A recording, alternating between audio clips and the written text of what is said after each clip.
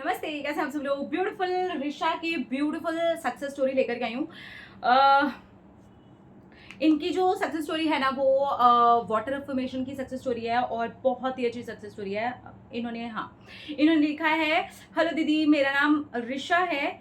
मेरी हिंदी गड़बड़ हो सकती है। गड़बड़ को ना इन्होंने लिखा था, नहीं बताऊंगी। ओके, हो सकती है, मैंने उसको सही कर लिया। सच्ची में रिशा, आपकी कहानी को ना मुझे कुछ ज़्यादा सही करना पड़ा। खैर, अगर मैं बीच में फिर भी कुछ गड़बड़ कर जाऊँ ना तो आप समझ जाइएगा कि मैंने उसको सही किया है। हालांकि इसमें रिशा की गलती नहीं है। उनकी जो वो लैंग्वेज है ना, बंगाल से इन्होंने ये सक्सेस स्टोरी भेजी है, तो उस वजह से थोड़ा सा, कोई बात नहीं, समझते हैं हम, भावनाओं को ज़्यादा समझते हैं ना। ठीक है, तो लेकिन फिर भी बहुत ही क्यूट लिखा है इन्होंने। मैं आपके साथ अपनी वाटर अफर्मेशन की सक्सेस स्टोरी शेयर कर रही हूँ। मुझे स्टोन है ऐसा बता दिया गया था और मुझे ये बोला गया था कि मेरे गॉल ब्लैडर का ऑपरेशन करना पड़ेगा। उसके बाद से मैं बहुत ज़्यादा ही डर गई थी और मेरे घर में भी सब लोग डर गए थे। मैं चाहती थी कि वो स्टोन अपने आप दवाई से निकल जाए और मैंने इस बारे में डॉक्टर से भी बात की थी, तो डॉक्टर ने कहा कि ये स्टोन दवाई से निकल सकता है, लेकिन इसके बढ़ने के चांस ज़्यादा लग रहे हैं और आपको जो दर्द हो रहा है उसकी वजह से भी आप इसकी सर्जरी करवा लो, ज़्यादा बेटर होगा। लेकिन फिर भी मैंने उनको पूछा कि अगर मैं 2 महीना रुक जाऊं तो क्या ये ठीक हो जाएगा। उन्होंने कहा नहीं, ऐसा नहीं होगा, लेकिन हाँ, अगर आप इस बीच में दवाइयाँ लेते हो तो ऐसे कभी कभी कुछ केसेस हो जाते हैं कि ये थोड़ा सा छोटा हो जाता है। बस फिर क्या था, वाटर अफर्मेशन मैं पहले से ही कर रही थी और इस रिपोर्ट के बाद तो मैं और ज़्यादा करने के लिए सोचने लगी। और फिर मैंने वाटर को अफर्म करके पीना शुरू किया कि मेरी हेल्थ बिल्कुल ठीक है और मेरा पेट बिल्कुल ठीक है, मेरा गॉल ब्लैडर पूरी तरीके से हेल्दी है, I am feeling good, I am feeling healthy. मैं इस तरह से वाटर को अफर्म करती थी और जब भी मेरे सामने पानी आता था मैं 5 से 10 मिनट अपने हाथ में पानी को ले करके यही फील करती थी। मैं पानी भले ही लेट पीती थी, लेकिन मैं जब भी पीती थी तो इस तरह से अफर्म करके ही पीती थी और साथ में मैं अब दवाई भी अफर्म करके लेने लगी। और इसी बीच हमको किसी ने बताया कि मुझे अपने लिए कुछ योगाभ्यास करने चाहिए, प्राणायाम करने चाहिए, ब्रीदिंग एक्सरसाइज करनी चाहिए। और फिर क्या था, मैंने ये भी करना शुरू कर दिया। बिना मेडिसिन, बिना दवाई के जो भी इलाज बताता मैं उसको करने लग गई।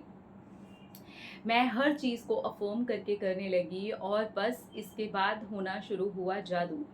मेरे दर्द में सचमुच में बहुत ज़्यादा रिलीफ आ गया। जो वो इतना फ्रीक्वेंटली उठ रही थी,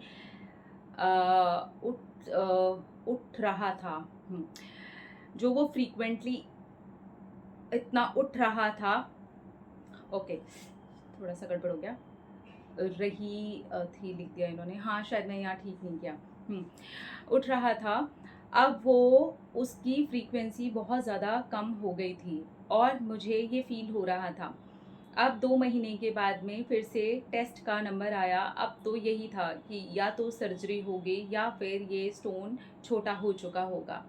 आप बिलीव नहीं करोगे मेरे साथ क्या हुआ। मेरा स्टोन इतने सारे टुकड़ों में बट गया कि वो अब सर्जरी करने की ज़रूरत ख़त्म कर चुका था, ऐसा डॉक्टर ने बोला। और मैं हैरान हो गई। मैं अंदर ही अंदर खुश भी थी क्योंकि मेरे लिए वाटर अफर्मेशन ने इतनी जल्दी और इतने कम टाइम पीरियड में ही काम कर दिया था। मेरा 2 महीने के अंदर ही स्टोन टुकड़ों में टूट गया था, जिसको अब सर्जरी की ज़रूरत नहीं थी और अब पेन की भी ज़रूरत नहीं पड़ रही है। और अब मैं पेन किलर भी नहीं लेती हूँ। अच्छा, पेन किलर की ज़रूरत नहीं पड़ रही है, तो उन्होंने पेन किलर नहीं लिखा, मैंने भी ऐड नहीं किया। Okay, I am really very happy and blessed कि मैंने इस थेरेपी को किया और इस थेरेपी के बाद में मुझे मिले हैं बहुत ही अच्छे रिज़ल्ट। मैं सचमुच में बहुत ज़्यादा खुश हूँ दीदी कि मैंने इसको किया। I am feeling good. मेरी भाषा में बहुत गड़बड़ हुई होगी, मैं जानता हूँ, और मैं उस चीज़ को ठीक कर लूँगी। I love you. मुझसे भी गड़बड़ हुई है, मैंने बहुत इसको ठीक करने की कोशिश की है।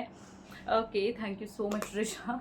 मैंने सच बता रही हूँ आपको, मैंने इसको 90% ठीक करने की कोशिश की, हर दूसरे शब्द मैंने ठीक करने की कोशिश की, पर फिर भी कहीं ना कहीं रह ही गया। लेकिन कोई बात नहीं, आपको समझ आया ना कि इन्होंने ना कंटिन्यू, और वाटर अफर्मेशन अगर आप हेल्थ के मामले में पी रहे हैं ना, तो ट्रस्ट में आपको उसकी ज़रूरत नहीं है, लेट गो की भी ज़रूरत नहीं है। आप पीते रहें, बस छोड़ दें, यूनिवर्स के हाथ में छोड़ दें।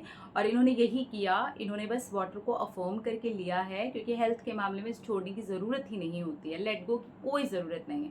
आप उसे तब तक पिए जब तक आपको आराम नहीं लग जाता। तो ऋषा, मैंने आपको ये बात लिख करके भी दी थी कि आप अभी भी कंटिन्यू पानी पिए, कंटिन्यू वो सारी चीज़ें करें जिसकी वजह से आपको ये हेल्प हुई है, जो भी आप प्रोसेस फॉलो कर रहे थे।